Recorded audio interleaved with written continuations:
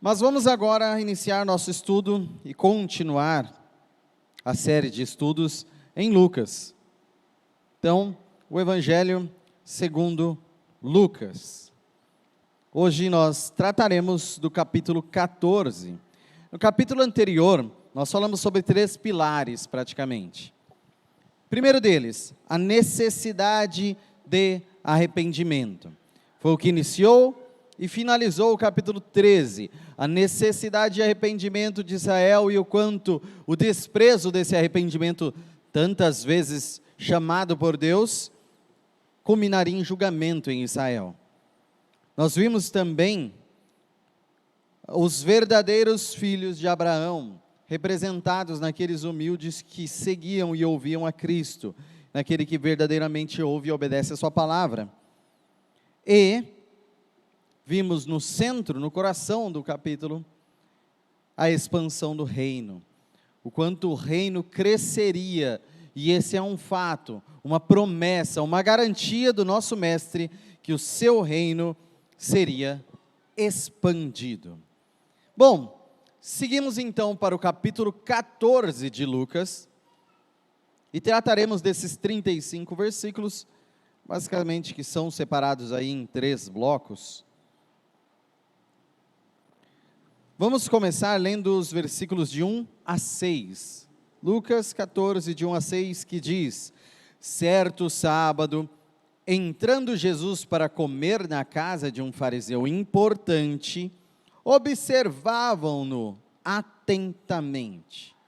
À frente dele estava um homem doente, com o corpo inchado. Jesus perguntou aos fariseus e aos peritos na lei: é permitido ou não curar no sábado? Mas eles ficaram em silêncio. Assim, tomando o homem pela mão, Jesus o curou e o mandou embora. Então ele lhes perguntou: se um de vocês tiver um filho ou um boi e este cair num poço no dia de sábado, não irá tirá-lo imediatamente? E eles nada puderam responder. Bom, novamente um conflito entre autoridades e Jesus, novamente envolvendo um banquete, e mais uma vez sob o tema do sábado. Já não é a primeira nem a segunda vez que nós vemos isso em Lucas, mas isso é corriqueiro.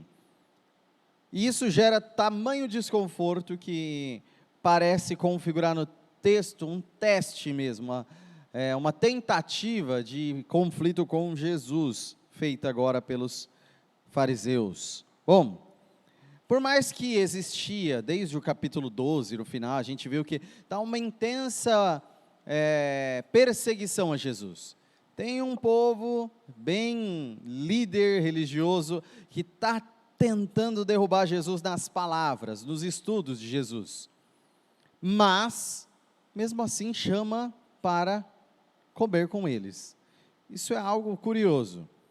Então, entendem Jesus como inimigo, mas geralmente um desses mestres tem chamado Jesus para almoçar na casa dele. Então, é algo, no mínimo, curioso para nós. Mas, o texto fala que, nessa conversa, há uma observação atenta a Jesus. Obviamente, o contexto todo nos ensina que essa observação atenta não é algo, vou aprender com o mestre, estou na presença de Jesus, estou muito feliz em aprender com esse mestre. Não, essa observação atenta vou pegá-lo em algum erro, vou pegá-lo em algum tropeço. Infelizmente é essa observação atenta que se configura no enredo destes capítulos.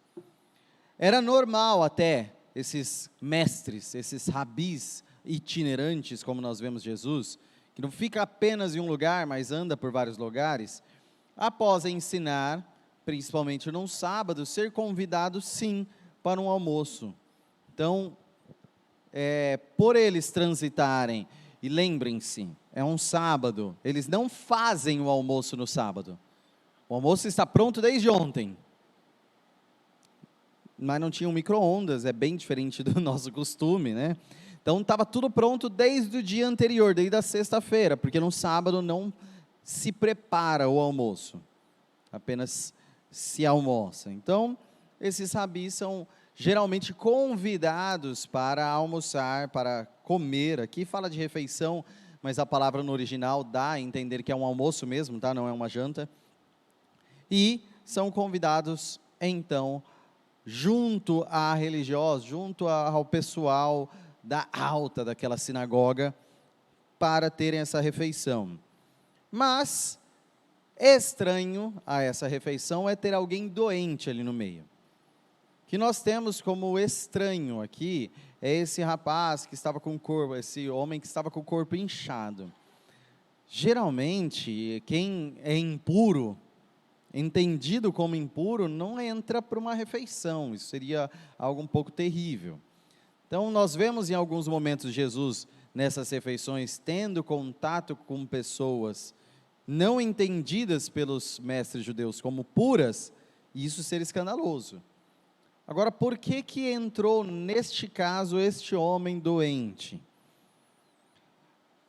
É bem provável, não é certo, tá, irmãos, mas é bem provável que fosse um teste do próprio anfitrião para ver se Jesus curaria no sábado, que já é um enredo que vem sendo trabalhado de forma hostil ali nos ensinos de Jesus. Então, para tentar algum alvoroço, aquele homem apareceu ali naquele local, provavelmente de forma estratégica para tentar pegar Jesus no pulo. Pois bem, e o que eles realmente lutam por saber se é ou não permitido curar no sábado, é o que Jesus joga como pergunta para eles, mas mostrando que não é esse o ponto. Não é esse o ponto de Jesus. É o ponto dos fariseus. Por isso a pergunta é feita a eles: é ou não permitido curar no sábado? Observação: no sábado, segundo a tradição judaica, que é o dia do descanso, o que se entende por necessidade de fazer no sábado? Pode ser feito. Aquilo que é necessário fazer no sábado pode ser feito. Agora, aquilo que pode esperar a mudança do dia, não deve ser feito. Essa é a percepção. Tenho algo para fazer, posso fazer no sábado? Isso não dá para esperar um dia? Se esperar um dia, vai dar problema? Aí dá muito problema, então faça. Não dá problema. Dá para esperar umas horas aí para trocar o dia. Então espere, é proibido fazer isso. Nesse sentido, a doença desse homem aqui, ele não morreria. A gente está acompanhando curas no sábado de doenças que a pessoa não morreria naquele ato. Libertações de pessoas que estavam há anos possessas, sendo feitas no sábado. Bem claramente, destruindo ou minando essa percepção falsa do que era em si o sábado, ou qual era o raciocínio do que deve ou não deve ser feito no sábado. Então, se aquele homem já tinha essa doença não seria complicada ou traria morte para ele naquele sábado, cura no outro dia. E isso foi tema do capítulo anterior também. Mas Jesus, aproveitando-se do ensino das Escrituras, ele mostra que aquela interpretação bíblica deles era totalmente pervertida, distorcida por mente humana. Foi o que foi ensinado aqui. Nós devemos pregar puramente a palavra de Deus no espírito do texto bíblico. Eles colocavam os seus próprios espíritos acima do texto bíblico. Ou seja, se no sábado deve-se descansar, e isso Jesus não está questionando, ele está questionando o que nós não devemos fazer ou devemos fazer. Na verdade não é a pergunta certa. Então, Deuteronômio 22, 4, está bem pequeno ali, mas se você vir o jumento ou o boi de um israelita caído no caminho, não o ignore, ajude-o a pôr o animal em pé. Então ele se aproveita disso que é também lei de Israel, é também obrigação do israelita, E aí coloca em xeque. Bom, se no sábado eu devo descansar, mas no sábado um boi cai, por exemplo, ele usa até a palavra filho e também boi, para ver a situação, seja por laço familiar, seja por propriedade e questão econômica, mas é uma vida. Em si, pode ser que morra, em si, pode ser que não, simplesmente está caído. Mas já era lei que se você passa por um boi caído, você deve ajudar.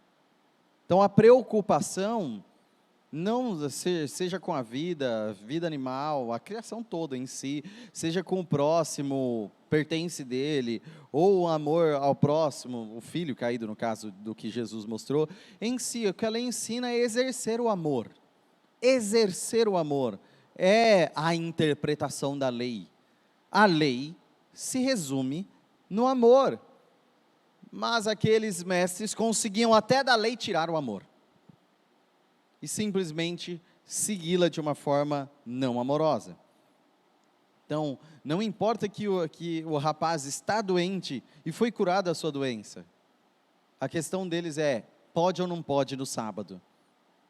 Então a pessoa é extraída, e o louvor a Deus extraído, conforme a gente viu no último capítulo, só resta um puro e simples cumprimento de uma formalidade da lei, e isso é pecado. Cumprir a lei é amar a Deus sobre todas as coisas, e ao próximo como a ti mesmo. Então, entendam, muitos sentam-se e ouvem Jesus, mas ficam em silêncio no seu chamado a ajudar alguém em necessidade. Então é muito comum a pessoa querer ouvir, sentar-se para conhecer, aumentar o seu conhecimento, mas quando é chamado a responder positivamente, a colocar a mão na massa, arregaçar as mangas e a ajudar, aí há o silêncio, conforme o silêncio destes opositores de Jesus nessa refeição. James Earl Edwards diz: os fariseus perguntam o que é permitido fazer no sábado. Jesus, o Senhor do sábado, pergunta o que se pretende com a observância do sábado. Da última perspectiva, a cura do homem com edema não é só permitida, mas exigida no sábado. O que se pretende ao dedicar um dia para o Senhor? Amar ou não fazer nada? Se a pretensão é um dia para se focar no amor, como se proibiria nesse dia exercer o amor? Como se proibiria exercer o amor? Então, o que se pretende ao cumprir a lei, isso sim é uma interpretação adequada da lei. Versos 7 a 14 dizem: quando notou como os convidados escolhiam os lugares de honra à mesa, Jesus lhe contou esta parábola. Quando alguém o convidar para um banquete de casamento, não ocupe o lugar de honra, pois pode ser que tenha sido convidado alguém de maior honra do que você. Se for assim, aquele que convidou os dois virá e lhe dirá: dê o lugar a este. Então, humilhado, você precisará ocupar o lugar menos importante.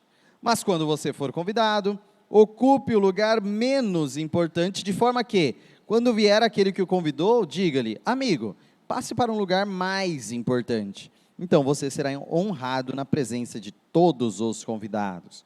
Pois todo o que se exalta será humilhado, e o que se humilha será exaltado. Então Jesus disse ao que o tinha convidado: quando você der um banquete ou um jantar, não convide seus amigos, irmãos ou parentes, nem seus vizinhos ricos. Se o fizer, eles poderão também, por sua vez, convidá-lo, e assim você será recompensado. Mas, quando der um banquete, convide os pobres, os aleijados, os mancos e os cegos. Feliz será você, porque estes não têm como retribuir. a sua recompensa virá na ressurreição dos justos. Pois bem, estamos aqui num enredo do banquete dos humildes. Jesus ensina, percebendo ali, num banquete, reclinados à mesa, sempre o lugar de maior honra é o lugar mais próximo ao anfitrião. Na antiguidade, naquela idade antiga, que nós estamos aqui nesse enredo, ainda não havia chegado o Império Romano ao fim, então não tinha se iniciado a Idade Média. Então estamos falando da antiguidade. Nessa antiguidade, os banquetes serviam para exibir publicamente o status social dos convidados, a posição social dos convidados. Então, mostrava-se claramente quem estava mais elevado e quem não era tão elevado. Era algo público e comum naquela época nos grandes banquetes. Num banquete desse, conforme Jesus ele tinha sido chamado, quem queria honra queria estar perto do anfitrião, do que convidou os outros ao banquete. Então já chega lá no dono, senta-se perto dele, reclina-se a mesa perto dele, lembremos, não é sentado que nem nós, mas reclinados de lado, comendo numa mesa central, algo bem chique na época. Por isso se reclinava a mesa e ficava com os pés praticamente deitados, e com os pés deitados, que foram lavados os pés de Jesus, em outro texto, outra situação. Então, eles procuravam os lugares mais próximos do anfitrião, não tão isolados, mas mais próximos do anfitrião, que seriam lugares de honra. Mas Jesus já pega essa informação, e falando de uma das festas mais especiais, que seria uma de casamento, ele compara a pessoa que busca o lugar de honra e é humilhado. Para nós, uma situação simples parecida com isso, imagine na hora da foto com o bolo de aniversário, e quem não quer ficar do lado do aniversariante? Todos querem ir lá e do lado do aniversariante, perto do bolo, e aí sempre tem aquele que fala, ó, fica ali, deixa vir aqui o irmão, deixa vir aqui o amiguinho, melhor amigo, e aí é tirado, vergonhosamente, do lado do principal.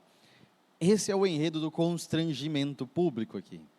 Estamos falando de alguém que quer aparecer como grande, e acaba sendo chamado à humilhação pública. Então, ele aqui não está trazendo o que seria errado, conforme o nosso mundo. Hoje em dia, é ruim fazer isso, vai assim mesmo. Todo mundo fica triste para essa pessoa inconveniente ficar feliz. Jesus não está tratando aqui de passar a mão na cabeça do inconveniente. Jesus está tratando aqui justamente de chamar a conveniência, chamar a sabedoria de se humilhar. E essa é a principal sabedoria que nós podemos tirar aqui.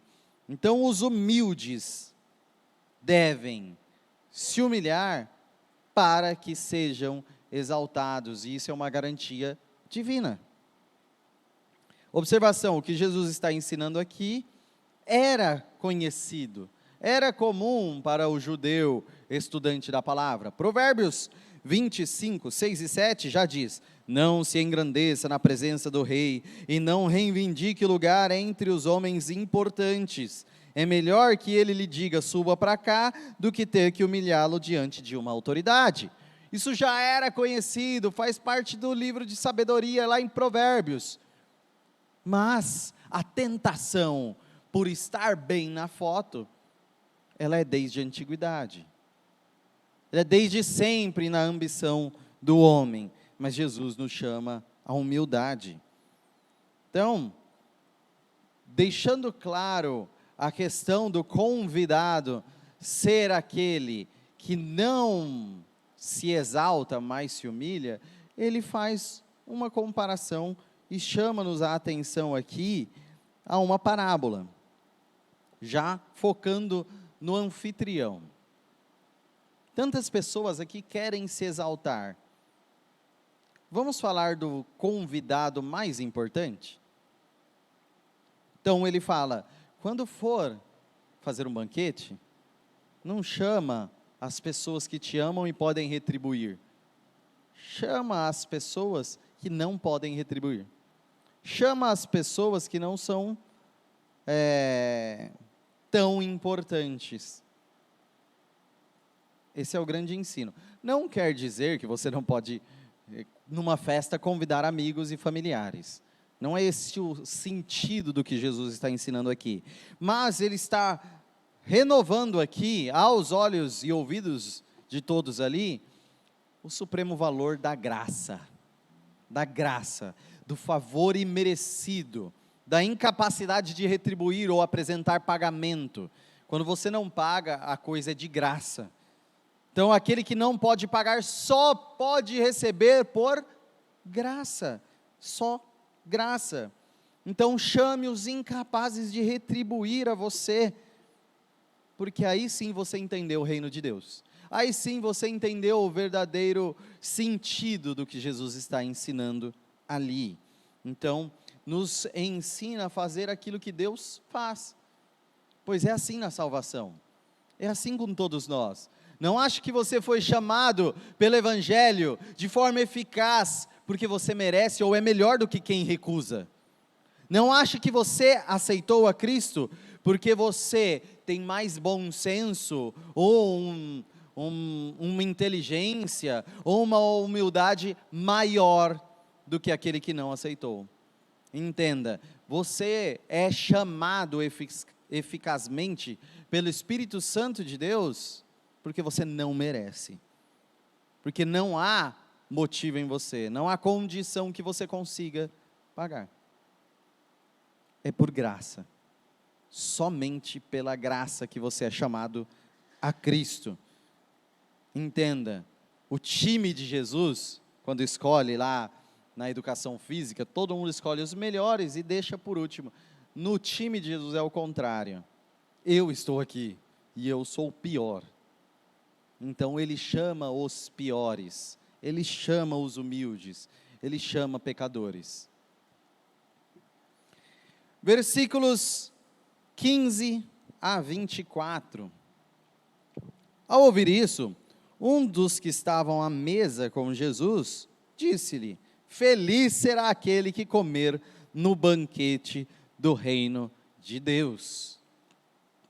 Jesus respondeu, certo homem estava preparando um grande banquete e convidou muitas pessoas. Na hora de começar, enviou seu servo para dizer aos que haviam sido convidados, venham, pois tudo está pronto. Mas eles começaram, um por um, a apresentar desculpas. O primeiro disse, acabei de comprar uma propriedade e preciso vê-la, por favor, desculpe-me. O outro disse, acabei de comprar 5 juntas de bois, estou indo experimentá-las. Por favor, desculpe-me. Ainda outro disse, acabo de me casar, por isso não posso ir. O servo voltou e relatou isso ao seu senhor. Então o dono da casa irou-se e ordenou ao seu servo, vá rapidamente para as ruas e becos da cidade e traga pobres, aleijados, cegos e os mancos. Disse o servo, o que o Senhor ordenou foi feito e ainda há lugar. Então o Senhor disse ao servo, vá pelos caminhos e valados e obrigue-os a entrar, para que a minha casa fique cheia. Eu lhes digo, nenhum daqueles que foram convidados provará do meu banquete. Um ensino diferente, Jesus. Nós temos, inclusive, aqui, capítulos 13 e 14, bastante conteúdo exclusivo. Geralmente, a gente vê que os sinóticos, os 3 primeiros evangelhos, têm muita coisa em comum e uma mesma forma de expressar, uma mesma ótica, por mais que particularidades bem claras. Mas são chamados de sinóticos pela similaridade da ótica, da visão deles. Diferente de João, que mostra uma ótica totalmente diferente de construção do Evangelho. Mas, 13 e 14 é dos textos mais, vamos dizer, exclusivos dos Evangelhos aqui, em nesse terceiro evangelho em Lucas. Pois bem, nesse texto que nós estamos lendo em si, após falar sobre a presente banquete que as pessoas não podem dar de volta, então, a bênção em si está em apresentar a graça, conceder, dar. Mas o foco foi qual? Ao invés disso, feliz é aquele que recebe. Quando a gente fala de banquete, e para Israel, o maior deles, e é por isso que se exulta este ouvinte, Isaías 25, 6 a 9, fala sobre um banquete todo especial que Israel esperava com grande fervor, que o profeta tinha profetizado. Então, Isaías 25, 6 a 9 diz: neste monte, o Senhor dos exércitos preparará um farto banquete para todos os povos, um banquete de vinho envelhecido, com carnes suculentas e o melhor vinho. Neste monte ele destruirá o véu que envolve todos os povos, a cortina que cobre todas as nações. Destruirá a morte para sempre. O soberano Senhor enxugará as lágrimas de todo o rosto e retirará de toda a terra a zombaria do seu povo. Foi o Senhor quem disse. Naquele dia dirão: este é o nosso Deus, nós confiamos nele e ele nos salvou.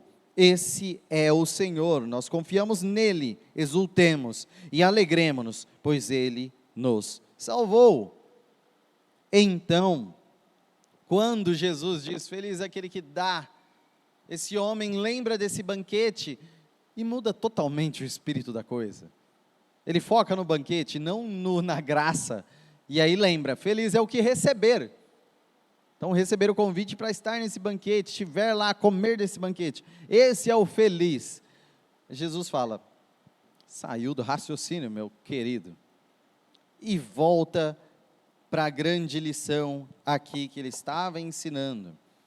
Porque, para os próprios judeus, essa promessa de banquete, cada vez mais pela tradição, com pelo menos duas evidências históricas, escritas, que não na Bíblia, eles associaram esse banquete a mérito e ao povo. É bem claro em Isaías esse banquete sendo de todas as nações, daqueles que confiaram e foram salvos. Podem clamar, confiamos e ele nos salvou. Mas cada vez mais os judeus sempre associavam ao mérito de judeus a participação nesse grande banquete.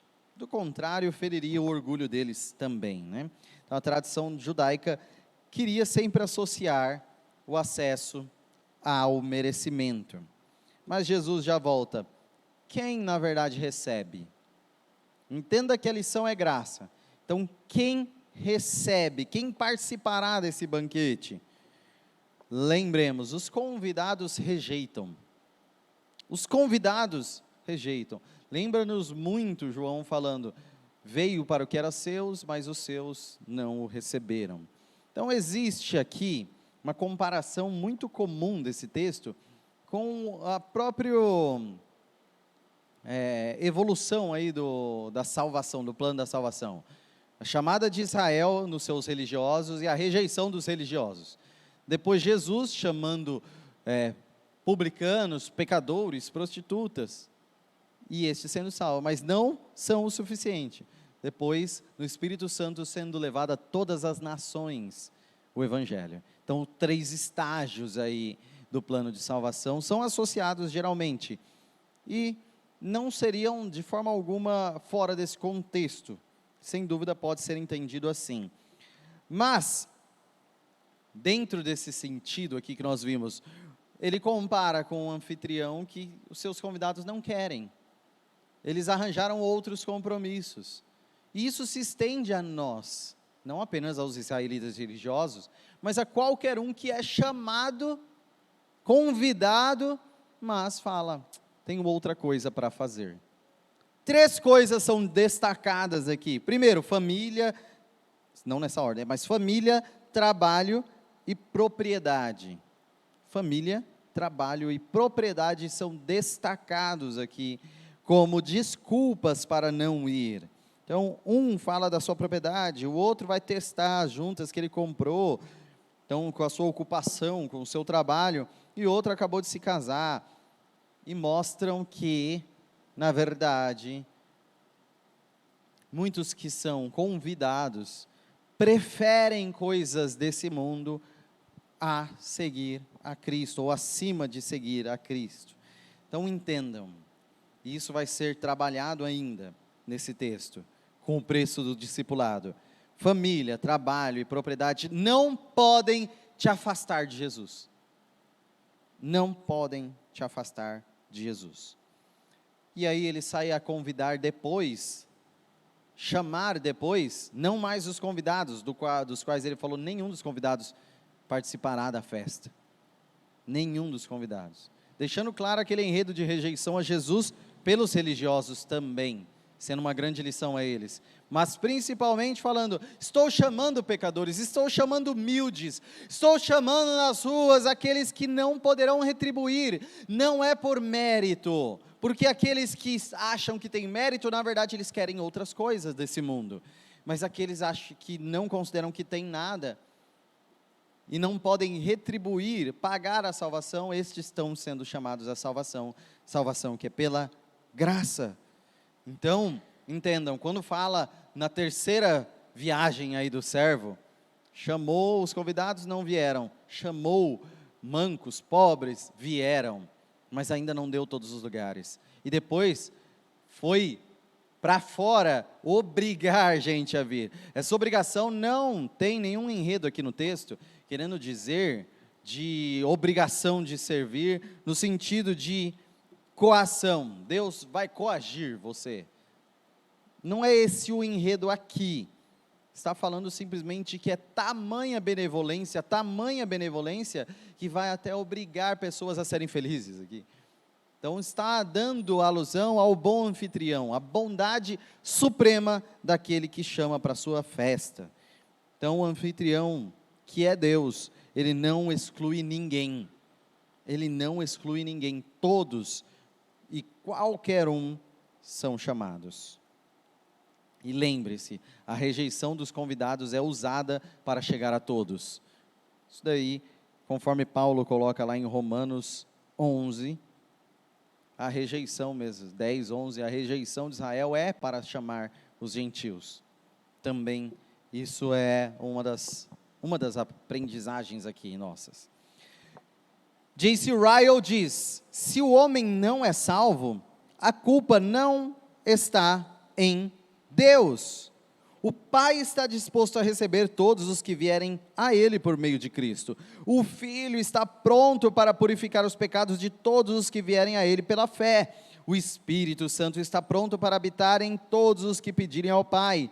Em Deus existe uma disposição infinita para salvar os homens, se tão somente eles estiverem dispostos a ser salvos. O problema está no homem, o problema está no pecador que não ouve a salvação e o convite à salvação, não na disposição de Deus convidar e chamar a salvação. Ryle ainda diz, não devemos temer o ousado desprazer para com o Evangelho. Aquele que ousadamente não gosta do Evangelho, não é esse que a gente deve temer.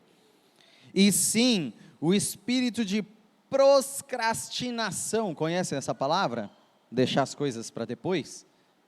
Procrastinação e de desculpas, que está sempre pronto a mostrar uma razão pela qual não pode servir a Cristo hoje. Aquele que procrastina, aquele que deixa sempre para depois, sempre para amanhã, sempre para mais para frente. Pois bem, esse é o espírito pior de todos. Não porque ele rejeita, mas porque ele diz, eu vou, e não vai. Aquele que diz, hoje não vai dar, eu vou ainda, mas hoje não vai dar. Eu vou, mas hoje não vai dar. Eu vou, mas hoje não vai dar. Esse é o pior. E no último trecho que leremos, os últimos versículos de 25 até 35, uma grande multidão ia acompanhando Jesus. Estamos falando agora fora do banquete.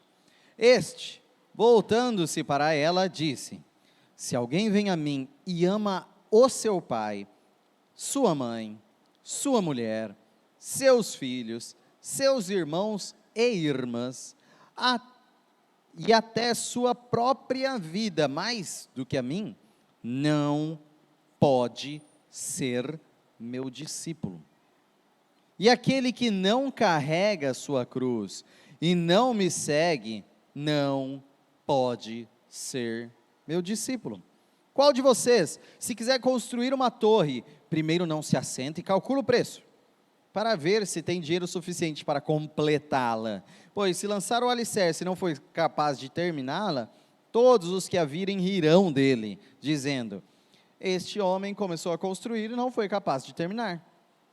Ou, qual é o rei que, pretendendo sair à guerra contra outro rei, primeiro não se assenta e pensa se com 10.000 homens é capaz de enfrentar aquele que vem contra ele com 20.000? Se não for capaz, enviará uma delegação, enquanto o outro ainda está longe, e pedirá um acordo de paz. Da mesma forma, qualquer de vocês que não renunciar a tudo o que possui, não pode ser meu discípulo. O sal é bom, mas se ele perder o sabor, como restaurá-lo? Não serve nem para o solo, nem para adubo, é jogado fora. Aquele que tem ouvidos para ouvir, ouça. Ainda, Ryle diz: nada causa tantos males ao verdadeiro cristianismo quanto a apostasia. Nada produz tanta apostasia quanto permitir que as pessoas venham a Cristo sem conscientizá-las do compromisso que realmente estão assumindo. Como vocês anunciam a Cristo? Será que nós banalizamos tanto o Evangelho a chamar pessoas a Cristo sem a consciência do que é seguir a Cristo e o custo do discipulado? Lembrem-se, o que nós estamos vendo no ensino de Jesus a essa multidão que o segue é: nem pai, nem mãe, nem cônjuge, nem filhos, parente algum, nem a sua própria vida pode ser mais importante que Jesus. Você tem plena e total consciência disso? Nenhum vizinho, nenhuma visita, nem o seu trabalho, nem a sua vida cotidiana, nenhuma preocupação desse mundo está sendo, em vários e vários capítulos, apresentadas aqui, todos esses fatores são apresentados como inferiores em importância, perto de seguir Jesus. Nada deve te impedir de seguir o Mestre. Isso é o que Jesus diz. Então nós temos que ter essa certeza de que o Criador é acima da criação. Então nada pode superar o Criador para você. Então tudo aquilo que é entendido como Criador, e há um só, é superior a tudo aquilo que é entendido como criatura. Ponto final, isso é inegociável. Se em algum momento da sua vida qualquer coisa criada toma mais ênfase do Criador, você está idolatrando.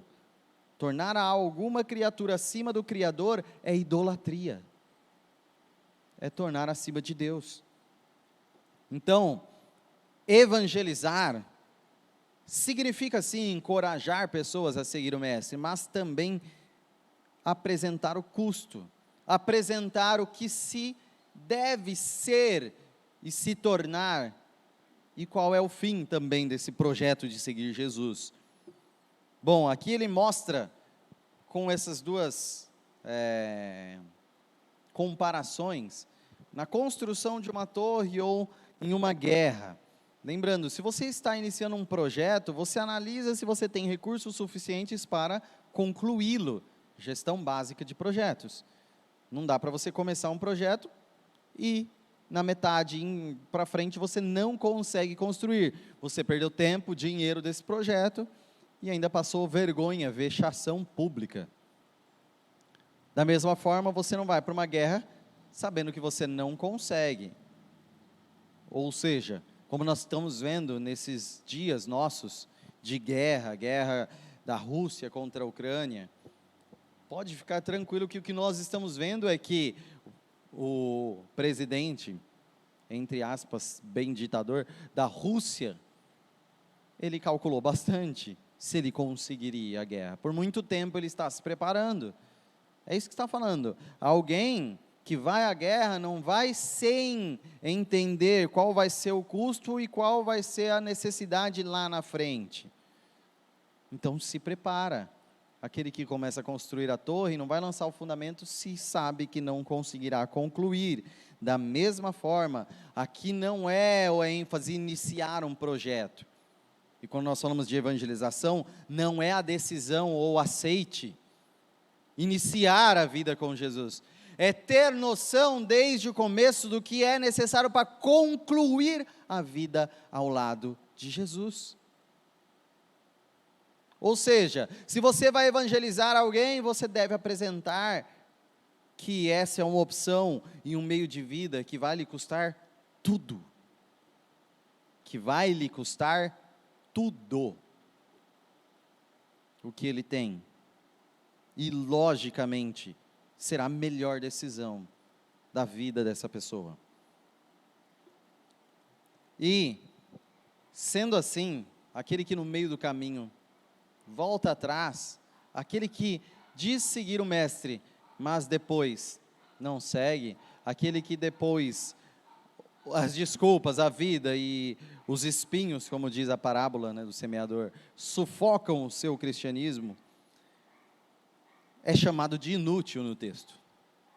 É chamado de inútil. O cristão deve salgar, o cristão deve ser alguém diferente até o final, alguém que vai mostrar transformação a esse mundo. Então, se cristãos não são salgados, diz Edwards, não são cristãos, sendo mais inúteis que aqueles que nunca afirmaram seguir Jesus.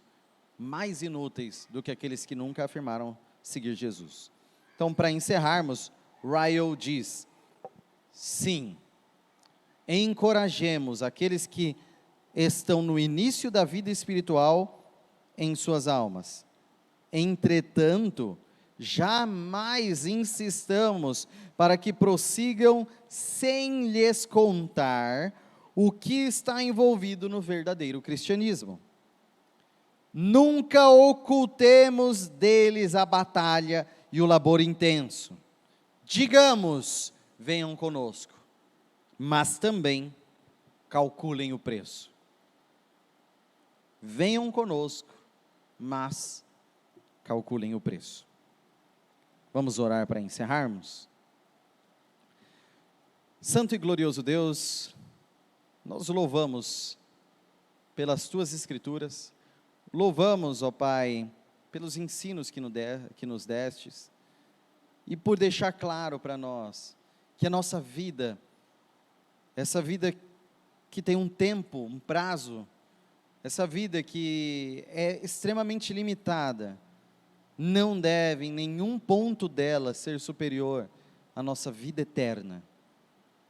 Do contrário, seríamos enganados, do contrário, estaríamos trocando tesouros infinitos por trocados. Ó Deus, graças a Jesus Cristo, que nos ensina o custo de uma vida, por uma vida eterna. Uma vida transformada aqui pelos méritos de Cristo na cruz e pelo Espírito Santo que nos transforma, mas que nos apresentam uma nova vida imensa, abundante, transbordante, alegre, em meio a um sacrifício de uma antiga vida que realmente não compensa ter a nossa atenção. Ó Deus, que nós estejamos dispostos a tudo aquilo que venha impedir seguir a Cristo, nós deixarmos para trás. E que nós anunciemos Jesus Cristo às pessoas para ser seguido, mas também ter o custo de ser seguido. Esteja conosco e nos guarde, em nome de Jesus. Amém. A aula está encerrada.